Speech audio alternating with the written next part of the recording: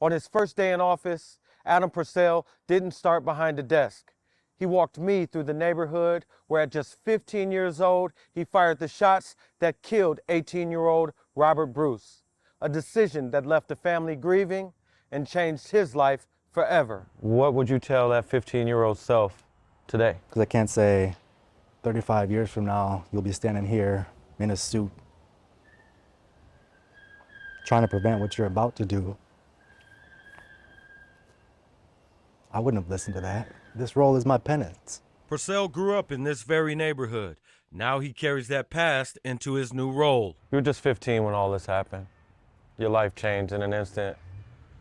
How does that moment carry with you today? My lived experience puts me in a position to understand the mentality of that culture of violence we were speaking of. At 44, he says every step here is a reminder of a past he can't undo and a mission he refuses to abandon. This isn't a job, it's penance. God is first and foremost, and this is what I feel I owe to this community, to Robert, to his family. Since his release in 2018, Procell led reentry programs and even helped shape Wisconsin law to create hope for the formerly incarcerated.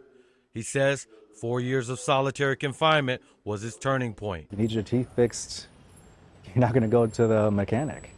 If we're focusing on understanding the mentality, the culture of violence, I would argue that you need somebody who has understood it intimately. Mayor Johnson bypassed 3 national finalists to appoint Procell, a move that has sparked controversy. Critics question whether a convicted killer should lead the city's fight against violence. Reading a lot of the criticism, a lot of things that are said online, I cried. And not necessarily because of what people were saying, but rather all the worst things people were saying. I said all those things to the mirror. Yes, you made the most terrible decision a human being could make, but you've been given another chance to prevent that same harm from occurring. So this is your reason why. Robert Bruce's father has publicly written about Procell and praised his work to steer youth away from gangs. On the phone, he posed a question to me. Who better to talk to these kids than someone who's been in their shoes? That's why I do this work. And to know that he's in my corner, that means more than any other voice out there. Adam Procell tells me success isn't just about the numbers. It's about stopping the violence in Milwaukee.